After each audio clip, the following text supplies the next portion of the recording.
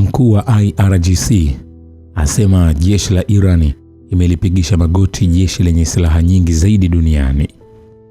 Mkuu wa jeshi la walinzi wa mapinduzi ya Kiislamu ya Iran amesema kuwa Iran imefanikiwa kulipigisha magoti jeshi lenye silaha nyingi zaidi katika historia ya dunia kupitia operesheni za mashambulizi na ulinzi zilizotekelezwa kwa mafanikio licha mashambulizi makali ya adui.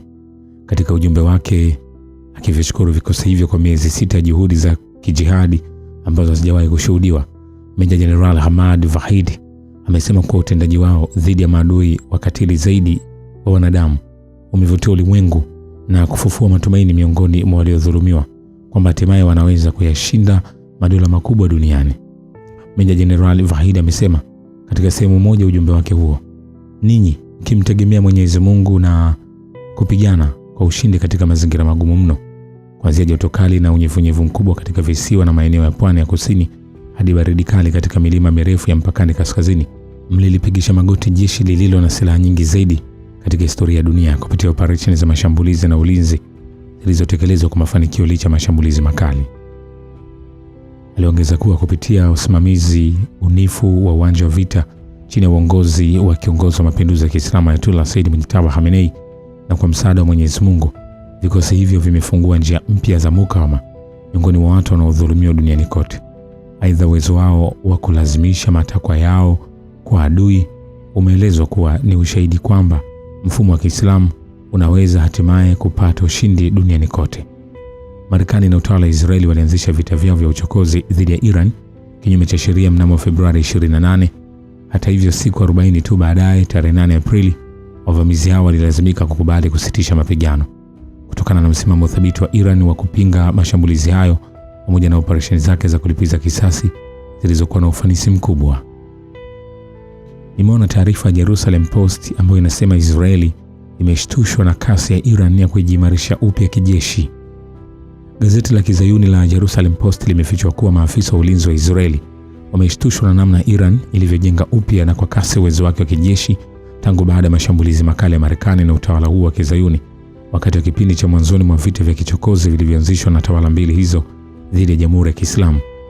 Mapema wiki hii, mshauri mwandamizi wa kamanda mkuu wa jeshi la walinzi wa mapinduzi ya Kiislamu Brigadier General Mohammad Reza Nagdi aliambia televisheni ya Press TV kuwa uundaji wa makombora ballistic na ndege zisizo na rubani wa Iran unazidi kiwango kinachotumika, na akaongezea kwa kusema hata kama vita vitadumu kwa miaka kadhaa, makombora yao ya ballistic yataendelea kumvurumikia adui. Katika makala iliyochapishwa kwenye toleo lake la Alhamis, Jerusalem Post ilisema limethibitisha kupitia duru zake kwamba taarifa za maafisa waandamizi wa Iran kuhusu uzalishaji wa silaha uliofanywa kwa kasi nchini humo ni sahihi kabisa.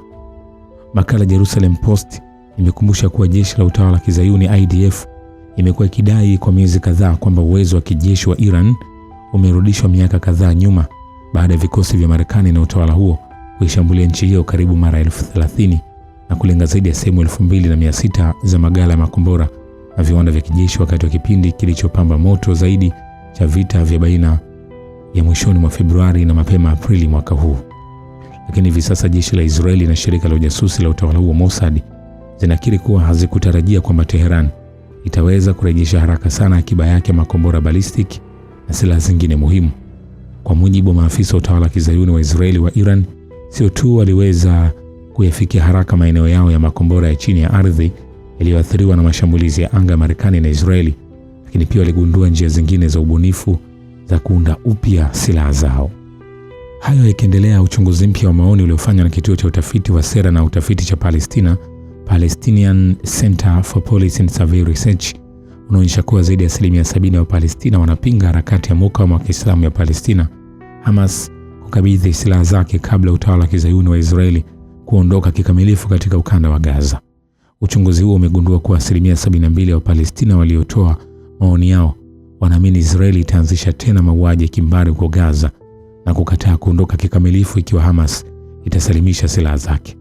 Uchunguzi huo wa maoni uliofanywa na kituo cha utafiti wa sera na utafiti cha Palestina umetoa picha na taswira ya kina ya mitazamo ya Palestina kuhusu mustakabali wa Gaza, uongozi wao wa kisiasa na matarajio ya kuwa na nchi yao huru ya Palestina.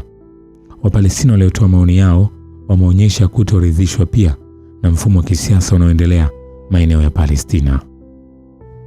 Vile vile, waziri wa mambo ya nje wa Iran amesisitiza kuwa Teherani bado haijachukua uamuzi wowote wa kuanza tena mazungumzo na upande wa Marekani.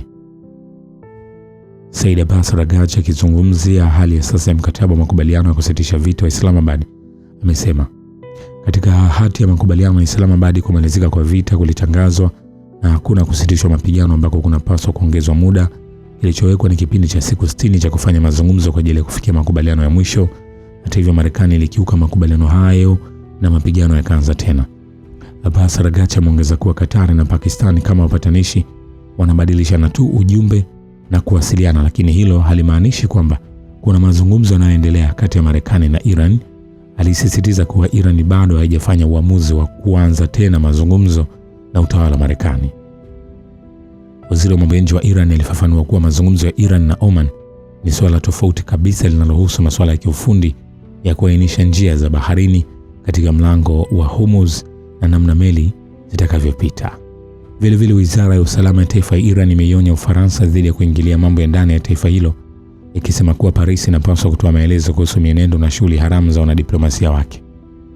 Katika taarifa iliyotolewa Jumamosi, wizara hiyo imesema vikosi vyake vilibaini kuwepo wanadiplomasia wawili wa Ufaransa kwenye eneo la Syria la kufanya mikutano, wakati vikosi hivyo vilipokuwa vinatekeleza amri ya mahakama ya kuwakamata washukiwa wawili katika kesi kubwa inayohusisha kupenyeza kwa wageni na kuingilia mambo ya ndani ya nchi. Mnamo Julai 2026, wanadiplomasia wawili wa Ufaransa walizuiliwa kwa muda mfupi mjini Tehran baada ya kubainika kuwa walikuwa katika mkutano uliohusishwa na uchunguzi wa kiusalama. Ufaransa ilivishitumu vikosi vya usalama vya Iran kwa kuwatendea vibaya wanadiplomasia hao, huku Tehran ikipinga madai hayo na kusema kuwa waliohojiwa kutokana na mienendo isiyo ya kawaida. Wizara hiyo ilisema wanadiplomasia hao wawili walikuwa na historia ndefu ya kiukwaji wa sheria na mienendo inayokwenda kinyume na sheria za ndani pamoja na wajibu wao wa kidiplomasia. Ni kwambie hivi, hatujamaliza. Shukran kwa Baba wa Kivita.